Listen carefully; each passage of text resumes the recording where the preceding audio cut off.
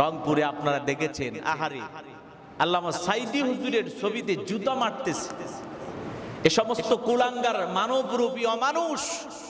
আল্লামা সাইদি হুজুরের ছবিতে জুতা নিক্ষেপ করতেছে।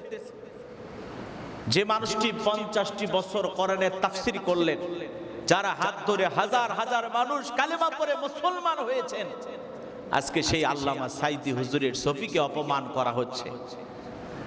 কি সুন্দর দাড়ি, কি সুন্দর টুপি। মতিউর রহমান, গোলাম আজম, এ সমস্ত সোনার মানুষদের ছবিগুলোতে তারা জুতা নিক্ষেপ করতেছেন, জুতা মারতেছেন। সম্মানিত হাজিরিন, দিন যত গড়াইতেছে মানুষ তত উগ্র হয়ে যাচ্ছে, মানুষের ভিতরে সভ্যতা ভদ্রতা উঠে যাচ্ছে।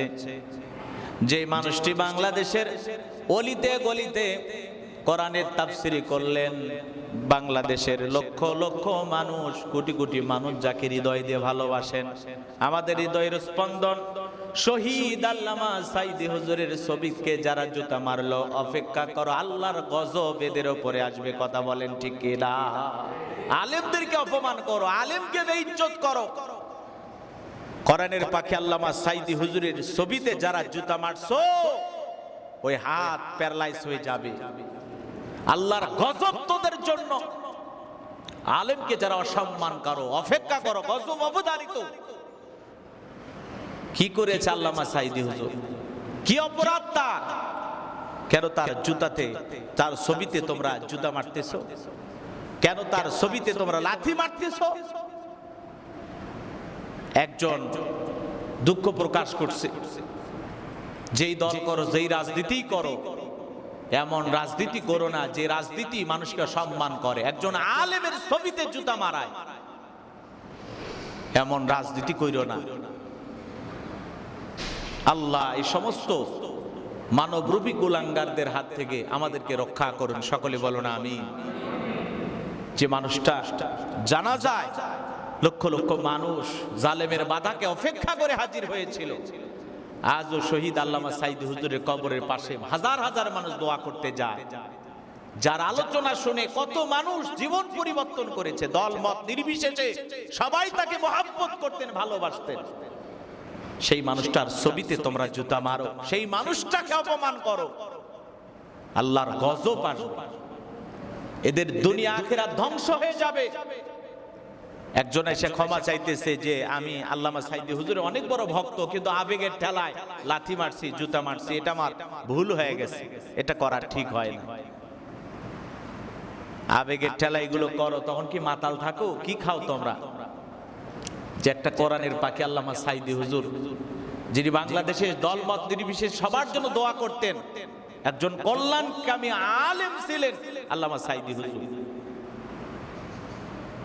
যে হাত দিয়ে সাইদি হুজুর দোয়া করে তোমাদের জন্য, আর সেই মানুষটাকে তোমরা ছবি টাঙ্গায় জুতা মারো, লাঞ্ছিত অপমানিত করার চেষ্টা করো। যার সম্মান মর্যাদা সারা পৃথিবীতে, জুতা মেরে তার সম্মান তোমরা কমাইতে পারবা না। যারা জুতা মারছো, মনে রাখবা তোমরাই দুনিয়ার জমিনে লাঞ্ছিত অপমানিত হইবা। কথা বলেন ঠিক কি না?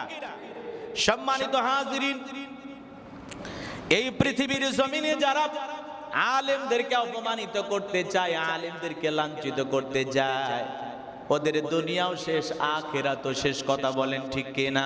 শহীদ আল্লামা সাইদি হুজুর শুধু একজন আলেম নয়, সারা বাংলাদেশের উম্মতির দরদি একজন আলেম ছিলেন। দীর্ঘদিন কোরআনের ময়দানে তাফসীর করেছেন। দেশ বিদেশে যার জনপ্রিয়তা, খানাই কাবাই বাংলাদেশের যত মানুষ মহাব্বত করে ভালোবেসে হজ করতে যায়, ছোট্ট একটি ঘর, আল্লাহর ঘর বাইতুল্লাহ, যেটাকে কেন্দ্র করে আমরা তওয়াফ করি, এই ঘরের ভিতরে ঢোকার যারা সৌভাগ্য হয়েছেন তিনি আল্লামা সাইদি। আল্লাহর ঘর বাইতুল্লাহ ঢুকে যিনি নামাজ আদায় করেছেন, কি সম্মান, কি মর্যাদা আল্লামা সাইদি হুজুরকে আল্লাহ দিয়েছেন। আল্লাহ যেন তার কবরটাকে জান্নাতের বাগান বানায় দেন। আল্লাহ যেন তাকে শহীদ হিসেবে কবুল করেন। সকলে বলুন আমিন। আমরা বলতে চাই, এই রাজনীতি আওয়ামী লীগ করে গেছে, সেই রাজনীতি আমরা আর এই দেশে দেখতে চাই না। যে আলেমদের ছবি টাঙ্গাইয়া দাড়িওয়ালা টুপিওয়ালাদের ছবি টাঙ্গায়া সেই ছবিগুলোকে জুতা মারবা, এই দৃশ্য এই দেশের মানুষ আর দেখতে চায় না। কথা বলে ঠিকই না? এই জন্য ভাইয়ের আমার সতর্ক হতে হবে, সাবধান হতে হবে। যারা এই কাজগুলো করতেছে আল্লাহ যেন তাদের হেদায়েত দান করেন। সকলে বলুন আমিন। সম্মানিত হাজিরিন, আমি আপনাদের উদ্দেশ্যে পবিত্র কোরআনুল কারীমের সূরা কাহাফ থেকে দুইটি আয়াতে কারিমা তেলাওয়াত করেছি, 107 এবং 108 নম্বর আয়াত। এই দুইটি আয়াতকে সামনে রেখেই আজকে আমি আলোচনা করব। আল্লাহ পাক যেন তার গোলামকে আপনাদের সামনে এই কথাগুলো উপস্থাপন করার তৌফিক দান করেন। সকলে বলুন আমিন। আর একটু চিল্লায় বলুন আমিন। আপনাদের আওয়াজ কমে গেছে, কষ্ট হচ্ছে আপনাদের? রোজা আছেন নাকি? রোজা নাই তো? তাহলে একটু আওয়াজ দিয়ে সহযোগিতা করবেন। সম্মানিত হাজিরিন, আল্লাহ রাব্বুল আলামিন বলেন, ইন্নাল্লাযীনা আমানু ওয়া আমিলুস সলিহাতি কানাত লাহুম জান্নাতুল ফিরদাউসি নুজুলা। আল্লাহু আকবার। আল্লাহ রাব্বুল আলামিন বলেন, যারা ঈমান আনে এবং সৎ কাজ করে তাদের আপ্যায়নের জন্য রয়েছে জান্নাতুল ফিরদাউস। বলুন সুবহানাল্লাহ। আল্লাহ রাব্বুল আলামিন বলেন, ইন্নাল্লাযীনা আমানু ওয়া আমিলুস সলিহাতি কানাত লাহুম জান্নাতুল ফিরদাউসি নুজুলা। আল্লাহ রাব্বুল আলামিন সুন্দর করে জানিয়ে দিলেন, যারা ঈমান আনে, আল্লাহ রাব্বুল আলামিনের প্রতি যারা ঈমান আনে, বিশ্বাস স্থাপন করে এবং যারা সৎ কাজ করে তাদের আপ্যায়নের জন্য রয়েছে জান্নাতুল ফিরদাউস। যারা ঈমান আনে, সৎ কাজ করে, আমলে সালে করে, তাদের জন্য, তাদের আপ্যায়নের জন্য সবচাইতে উত্তম, সবচাইতে শ্রেষ্ঠ স্থান জান্নাতুল ফিরদাউস। বলুন সুবহানাল্লাহ। সম্মানিত হাজিরিন,